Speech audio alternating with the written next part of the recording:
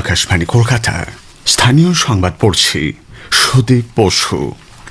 প্রথমে বিশেষ বিশেষ খবর। সমাজবিরোধী কার্যকলাপ ও সংগঠিত অপরাধ দমনে পশ্চিমবঙ্গ জননিরাপত্তা এবং সমাজবিরোধী কার্যকলাপ নিয়ন্ত্রণ আইন আজ থেকে কার্যকর হচ্ছে। রাজ্যে শিল্প বিনিয়োগ এবং জমি নীতি নিয়ে আলোচনা করতে শিল্পমন্ত্রীর নেতৃত্বে সংশ্লিষ্ট মন্ত্রীগোষ্ঠী আজ বৈঠকে বসবে।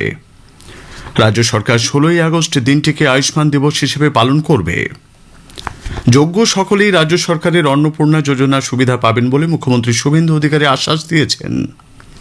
আগামী 30 আগস্ট পর্যন্ত চলবে ভেরিফিকেশন প্রক্রিয়া।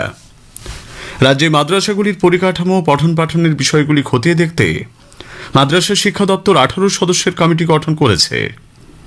বঙ্গোপসাগরে ডুবে যাওয়া পূর্ব মেদিনীপুরের এফবি মা কালী ট্রলার থেকে 9 মৎস্যজীবীর দেহ উদ্ধার, এখনও নিখোঁজ 6 জন। কলকাতা প্রিমিয়ার লিগ ফুটবলে মোহনবাগান সুপার জায়ান্ট আজ তাদের প্রথম ম্যাচে পাঠচক্রের বিরুদ্ধে খেলবে। আসছি বিস্তারিত সংবাদে। রাজ্যের সমাজবিরোধী কার্যকলাপ ও সংগঠিত অপরাধ ঠেকাতে পশ্চিমবঙ্গ জননিরাপত্তা ও সমাজবিরোধী কার্যকলাপ নিয়ন্ত্রণ আইন আজ থেকে কার্যকর হচ্ছে। গত 29 জুন রাজ্য বিধানসভায় West Bengal public safety and control of anti social activities bill pass হয়। রাজ্যপাল আর.এন. রবির সম্মতি মেলায় বিলটি এখন আইনে পরিণত হল। একটি প্রতিবেদন। এই আইন অনুযায়ী কোনো ব্যক্তি সমাজবিরোধী কাজে জড়িত থাকলে বা ভবিষ্যতে এমন কাজে জড়িয়ে পড়ার আশঙ্কা থাকলে তাকে প্রিভেন্টিভ বা প্রতিরোধমূলক গ্রেপ্তারির সংস্থান রয়েছে।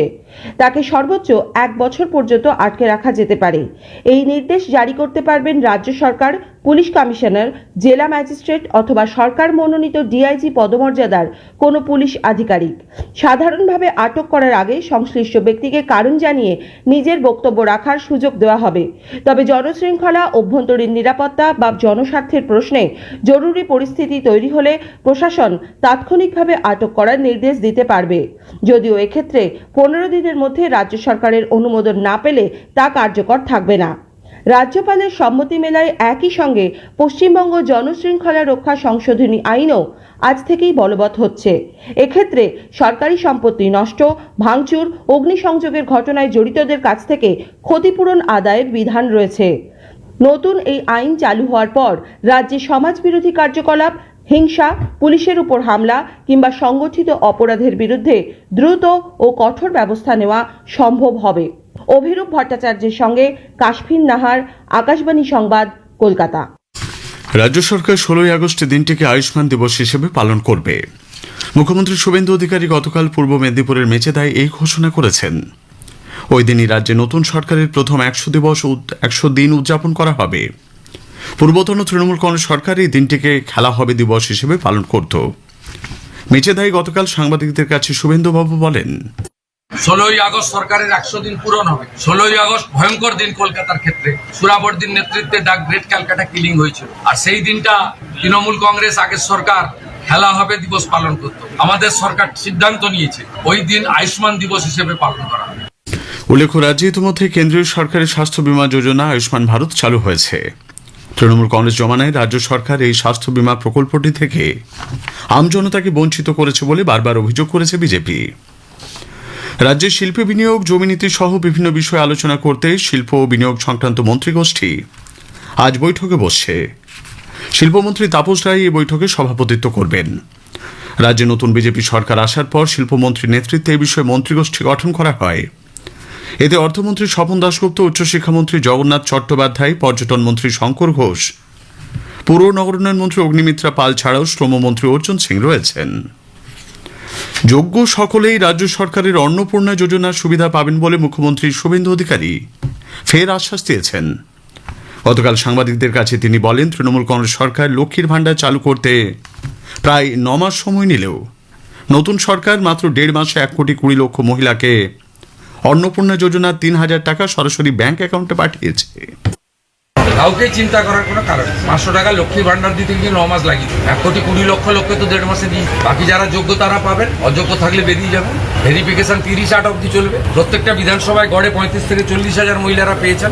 তারা আমাদের ধন্যবাদ দিচ্ছেন। বাকি যদি প্রয়োজন হয় আরো 2,000, 5,000, 7,000 প্রকৃত প্রাপক থেকে থাকেন পাবেন, নিয়মের মধ্যে পাবেন। মুখ্যমন্ত্রী শুভেন্দু অধিকারী আজ নবান্ন সংলগ্ন সভাঘরে এক অনুষ্ঠানে শতবর্ষ প্রাচীন রথযাত্রা কমিটিগুলিকে অর্থ সহায়তা প্রদান করবেন। প্রাথমিকভাবে মাহেশ ইস্কন সহ রাজ্যের বাছাই করা 25টি রথযাত্রা কমিটিকে এককালীন 5 লক্ষ টাকা করে অনুদান দেওয়া হবে বলে জানা গেছে। উত্তরবঙ্গে বন্ধ চা বাগানগুলির ভবিষ্যৎ শ্রমিকদের সমস্যা নিয়ে গতকাল উত্তরকন্যায় এক উচ্চ পর্যায়ের বৈঠক হয়। উপস্থিত ছিলেন রাজ্যের শ্রমমন্ত্রী অর্জুন সিং, ছিলেন শ্রম প্রতিমন্ত্রী ভাস্কর ভট্টাচার্য, দপ্তরের সচিব, উত্তরবঙ্গের বিভিন্ন জেলার সাংসদ ও বিধায়করা। বৈঠকে দার্জিলিং, কালিম্পং, জলপাইগুড়ি, আলিপুরদুয়ার এবং কোচবিহার জেলার বন্ধ চা বাগানগুলির বর্তমান পরিস্থিতি, শ্রমিকদের স্বার্থ রক্ষা, বকেয়া সংক্রান্ত বিষয় নিয়ে আলোচনা হয়েছে। স্থানীয় সংবাদ শুনছেন আকাশবাণী কলকাতা কেন্দ্র থেকে। আমাদের সংবাদ শুনে যাচ্ছে ইউটিউব চ্যানেল আকাশবাণী সংবাদ বাংলা, ফেসবুক ও ইনস্টাগ্রাম আকাশবাণী সংবাদ কলকাতা এবং এক্স হ্যান্ডেল AIR নিউজ কলকাতাতে। রাজ্যের মাদ্রাসাগুলির পরিকাঠামো ও পঠন পাঠনের বিষয়গুলি খতিয়ে দেখার জন্য মাদ্রাসা শিক্ষা দপ্তর 18 সদস্যের কমিটি গঠন করেছে। কোচবিহার, উত্তর দিনাজপুর, মালদা, মুর্শিদাবাদ, বীরভূম, 2 মেদিনীপুর, নদিয়া, হুগলি, হাওড়া এবং 2 24 পরগনার মাদ্রাসাগুলির বর্তমান অবস্থা, পরিকাঠামো, পঠন পাঠন, পাঠ্যক্রম এবং নিরাপত্তা সহ নানা বিষয় কমিটি খতিয়ে দেখবে। 15 জুলাই থেকে কাজ শুরু করবে এই কমিটি। 21 জুলাইয়ের মধ্যে কমিটিকে রিপোর্ট দিতে বলা হয়েছে। রাজ্যের খারিজি মাদ্রাসাগুলিকে সরকারি কাঠামোর মধ্যে আনা আশু প্রয়োজন বলে মন্তব্য করেছেন কেন্দ্রীয় শিক্ষা প্রতিমন্ত্রী সুকান্ত মজুমদার। সরকার সঠিক পদক্ষেপ নিচ্ছে, সার্ভে হওয়া উচিত। একসময় বুদ্ধদেব ভট্টাচার্য আজ থেকে বহু বছর আগে যখন তিনি মুখ্যমন্ত্রী ছিলেন, সেই সময় তিনি বলেছিলেন যে এই সীমান্তবর্তী মাদ্রাসাগুলো সন্ত্রাসের আতুরঘর। যদিও পলিটিক্যাল প্রেসারে তার রাজনৈতিক দলের চাপে তাকে সেই বক্তব্য থেকে সরে আসতে সরকারের উচিত সার্ভে করা। রাজ্যের প্রাথমিক স্কুলগুলিতে পড়ুয়া শিক্ষকদের অনুপাতে সামঞ্জস্য রক্ষার কাজ শুরু করেছে স্কুল শিক্ষা দপ্তর। যেসব স্কুলে ছাত্রছাত্রীর অনুপাতে শিক্ষক সংখ্যা বেশি, সেখান থেকে শিক্ষকদের অন্যত্র বদলি করা হবে। এই মর্মে স্কুল শিক্ষা কমিশনার জেলা প্রাথমিক শিক্ষা সংসদগুলিকে চিঠি পাঠিয়েছেন। জাতীয় শিক্ষানীতি রূপায়ণ নিয়ে কেন্দ্রীয় শিক্ষা প্রতিমন্ত্রী সুকান্ত মজুমদার আজ রাজ্যের শিক্ষা দপ্তরের সঙ্গে বৈঠক করবেন। রাজ্য সরকার এখানে জাতীয় শিক্ষানীতি রূপায়ণের সিদ্ধান্ত নেওয়ার পর শিক্ষা দপ্তর প্রস্তুতি শুরু করেছে। জাতীয় শিক্ষানীতির নানা দিক নিয়ে অনলাইনে শিক্ষকদের একাধিক কর্মশালারও আয়োজন করা হয়। দক্ষিণ 24 পরগনার বারুইপুরে নাবালিকা খুন ও ধর্ষণের ঘটনার পরবর্তী গোলমালে উস্কানির অভিযোগে CPIM নেতা লাহেক আলীকে গ্রেপ্তার করেছে পুলিশ। গতরাতে তাকে পাকড়াও করা হয়। এবারের বিধানসভা নির্বাচনে বারুইপুর পশ্চিম আসনে বামফ্রন্টের প্রার্থী ছিলেন তিনি। মুখ্যমন্ত্রী শুভেন্দু অধিকারী গত শনিবার বারুইপুরে গিয়ে বলেন, ভোটে প্রত্যাখ্যাত হয়ে কিছু শক্তি এই ঘটনার পেছনে উস্কানি দিয়েছে। তিনি উপযুক্ত ব্যবস্থা গ্রহণের জন্য পুলিশকে নির্দেশ দিয়েছিলেন। এদিকে লাহেক আলীকে গ্রেপ্তারের নিন্দা করেছে CPIM। দলের কেন্দ্রীয় কমিটির সদস্য সুজন চক্রবর্তী বলেন, রাজনৈতিক উদ্দেশ্য প্রণোদিতভাবে লাহেক আলীকে গ্রেপ্তার করা হয়েছে। বিগত তৃণমূল কংগ্রেস সরকার যেভাবে আইনের শাসনকে অস্বীকার করে বিরোধীদের ওপর নির্যাতন করেছে, বিজেপিও ওই একই পথে হাঁটবে কিনা তা নিয়ে প্রশ্ন তোলেন তিনি। বঙ্গোপসাগরে ডুবে যাওয়া পূর্ব মেদিনীপুরের ট্রলার থেকে 9 মৎস্যজীবীর দেহ উদ্ধার হয়েছে। গতকাল দুপুরে রক্তেশ্বর চকের কাছে ডুবো ট্রলারটিকে শনাক্ত করা হয়। সেটিকে উদ্ধার করে গোবর্ধনপুরের সীতারামপুরে নিয়ে আসা হয়েছে। ট্রলারের ভেতর থেকে 9 মৎস্যজীবীর দেহ উদ্ধার হয়। FB মা কালী নামে ট্রলারটি চলতি মাসের গোড়ায় পূর্ব মেদিনীপুরের শঙ্করপুর মৎস্যবন্দর থেকে সমুদ্রে মাছ ধরতে রওনা দিয়েছিল। দুর্যোগপূর্ণ আবহাওয়ার মধ্যে সেটি নিখোঁজ হয়ে যায়। এখনও 6 জনের কোনো খোঁজ মেলেনি। গাঙ্গেয় পশ্চিমবঙ্গ সংলগ্ন বাংলাদেশের ওপর একটি ঘূর্ণাবর্ত অবস্থান করায় কলকাতা সহ দক্ষিণবঙ্গে আজ থেকে বৃষ্টির পরিমাণ বাড়ার পূর্বাভাস রয়েছে। আলিপুর আবহাওয়া দপ্তরের বিজ্ঞানী ডক্টর সৌরীশ বন্দ্যোপাধ্যায় জানালেন, 13 তারিখে দক্ষিণবঙ্গের বৃষ্টিপাত বাড়বে।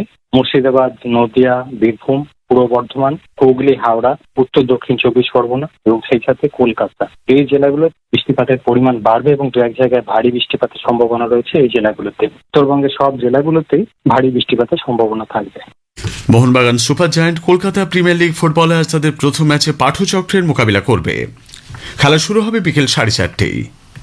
ইস্টবেঙ্গল গতকাল নিজেদের মাঠে 3-0 গোলে জর্জ টেলিগ্রাফকে হারিয়ে দিয়েছে। শেষ করার আগে স্থানীয় সংবাদের বিশেষ কিছু অংশ আরও একবার। সমাজবিরোধী কার্যকলাপ ও সংগঠিত অপরাধ দমনে পশ্চিমবঙ্গ জননিরাপত্তা ও সমাজবিরোধী কার্যকলাপ নিয়ন্ত্রণ আইন আজ থেকে কার্যকর হচ্ছে। রাজ্যে শিল্প বিনিয়োগ ও জমি নীতি নিয়ে আলোচনা করতে শিল্পমন্ত্রীর নেতৃত্বে সংশ্লিষ্ট মন্ত্রীগোষ্ঠী আজ বৈঠকে বসবে। রাজ্য সরকার 16ই আগস্ট দিনটিকে আয়ুষ্মান দিবস হিসেবে পালন করবে। স্থানীয় সংবাদ শেষ হলো। আকাশবাণী খবর পড়ছি রক্তিম ভট্টাচার্য।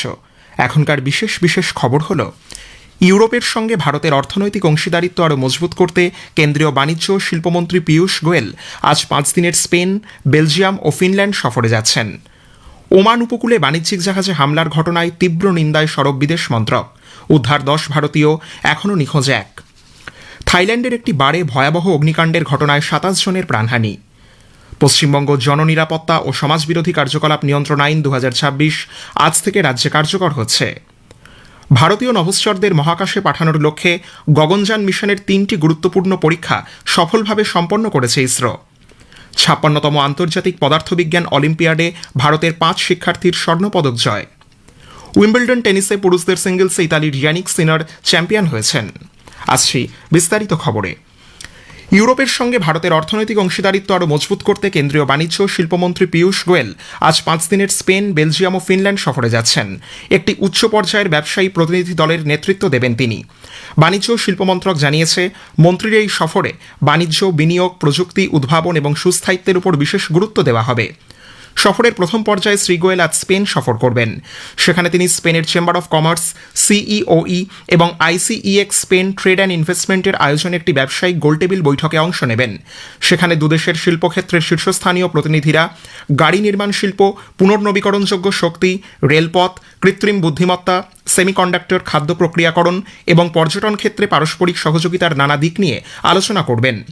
এরপর মন্ত্রী 14 ও 15 জুলাই বেলজিয়াম সফরে থেলস গ্রুপ এবং সিলক্স গ্রুপের শীর্ষ কর্মকর্তাদের সঙ্গে বৈঠক করবেন। ভারত ইউরোপীয় ইউনিয়ন ব্যবসায়িক গোলটেবিল বৈঠক এবং ট্রেড অ্যান্ড টেকনোলজি কাউন্সিলের পূর্ণাঙ্গ অধিবেশনেও অংশ নেবেন শ্রী গোয়েল। সবশেষে মন্ত্রী এ মাসের 16-17 তারিখে ফিনল্যান্ড সফর করবেন। ভারত ফিনল্যান্ড ব্যবসায়িক গোলটেবিল বৈঠকে যোগ দেবেন তিনি। বিদেশমন্ত্রী ডক্টর এস জয়শঙ্কর আজ নিউ ইয়র্কে রাষ্ট্রসংঘের নিরাপত্তা পরিষদে 2028-29 মেয়াদে অস্থায়ী সদস্যপদ লাভের জন্য ভারতের আনুষ্ঠানিক প্রচারাভিযানের সূচনা করবেন। রাষ্ট্রসংঘের সাধারণ পরিষদের নির্বাচনে এশীয় প্রশান্ত মহাসাগরীয় অঞ্চলের একমাত্র আসনে জয়লাভের জন্য তাজিকিস্তানের বিরুদ্ধে প্রতিদ্বন্দ্বিতা করতে হবে ভারতকে।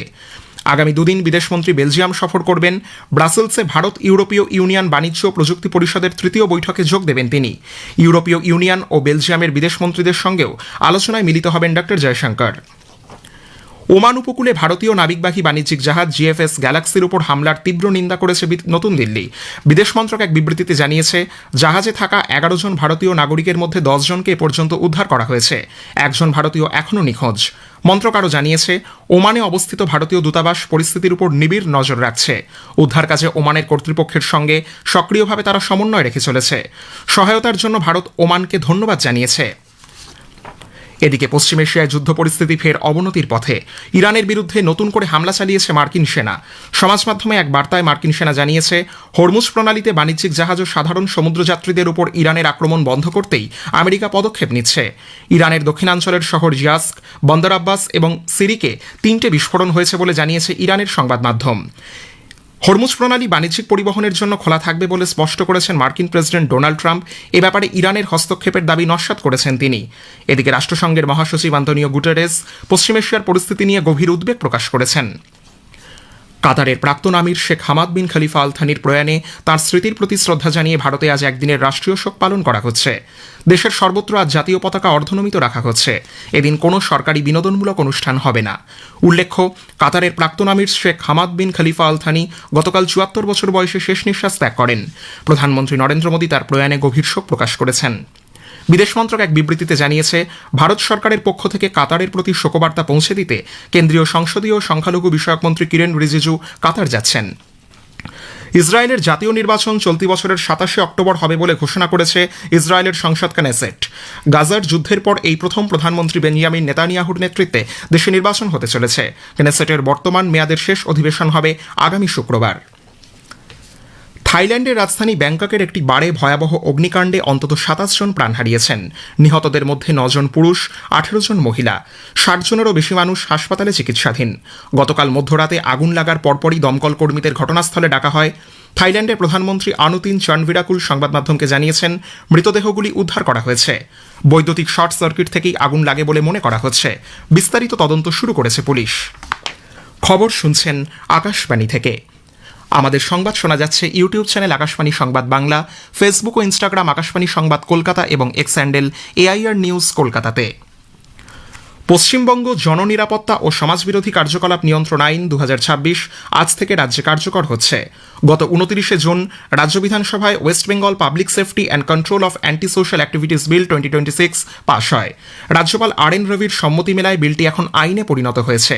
আইন শৃঙ্খলা বজায় রাখা এবং গুরুতর অপরাধমূলক কার্যকলাপ রুখতেই এই আইন। এই আইনে কোনো ব্যক্তি সমাজবিরোধী কাজে জড়িত থাকলে বা ভবিষ্যতে এমন কাজে জড়িয়ে পড়ার আশঙ্কা থাকলে তাকে প্রিভেন্টিভ বা প্রতিরোধমূলক গ্রেপ্তারির সংস্থান রয়েছে। তাকে সর্বোচ্চ 1 বছর পর্যন্ত আটক রাখা যেতে পারে। এই নির্দেশ জারি করতে পারবেন রাজ্য সরকার, পুলিশ কমিশনার, জেলা ম্যাজিস্ট্রেট অথবা সরকার মনোনীত DIG পদমর্যাদার কোনো পুলিশ আধিকারিক। সাধারণভাবে আটক করার আগে সংশ্লিষ্ট ব্যক্তিকে কারণ জানিয়ে নিজের বক্তব্য রাখার সুযোগ দেওয়া হবে। রাজ্যপালের সম্মতি মেলায় একই সঙ্গে পশ্চিমবঙ্গ জনশৃঙ্খলা রক্ষা সংশোধনী আইনও আজ থেকেই বলবৎ হচ্ছে। কেন্দ্রের প্রশাসনিক সংস্কার ও জন অভিযোগ দপ্তর DARPG আজ মেঘালয় সরকারের সহযোগিতায় শিলংয়ে পরবর্তী প্রজন্মের প্রশাসনিক ও গভর্নেন্স সংস্কার বিষয়ক দুদিনব্যাপী একটি জাতীয় সম্মেলনের আয়োজন করছে। কেন্দ্রীয় মন্ত্রী ডক্টর জিতেন্দ্র সিং এবং মেঘালয়ের মুখ্যমন্ত্রী কনরাড সাংমা সম্মেলনের উদ্বোধনী অধিবেশনে ভাষণ দেবেন।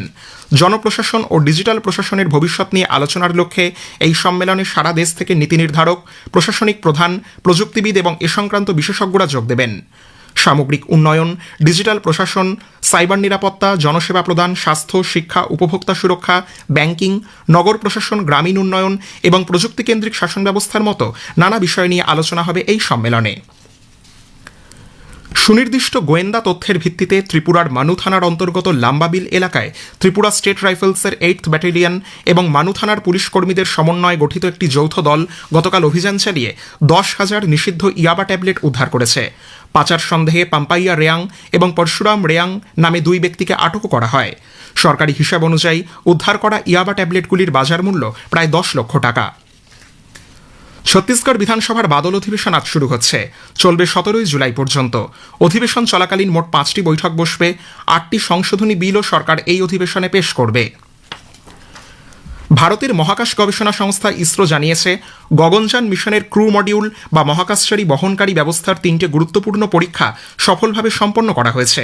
এর মধ্যে ছিল সমুদ্রে অবতরণের পর ক্রু মডিউলটিকে সোজা রাখার বিষয়টি নিশ্চিত করা, যা মহাকাশচারীদের সুরক্ষার অন্যতম প্রধান শর্ত।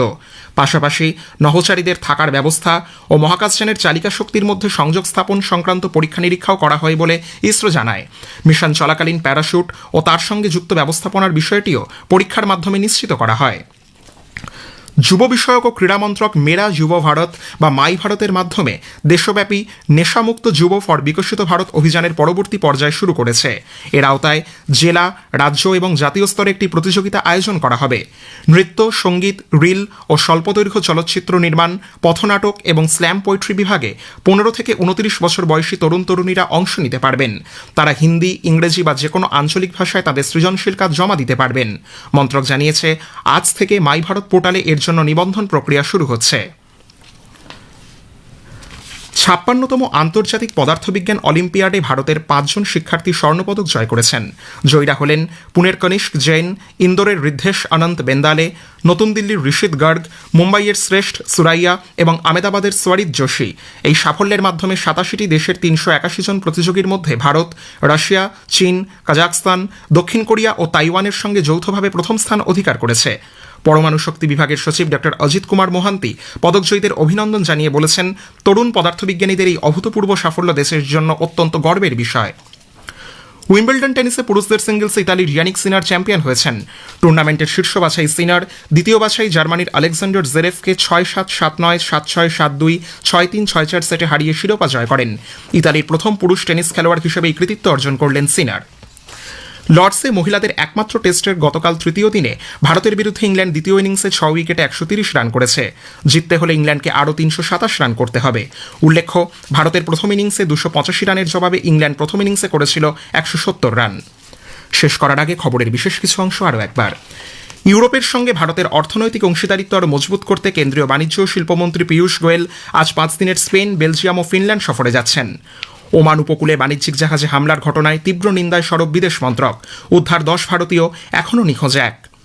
থাইল্যান্ডের একটি বারে ভয়াবহ অগ্নিকাণ্ডের ঘটনায় 27 জনের প্রাণহানি। খবর শেষ হল।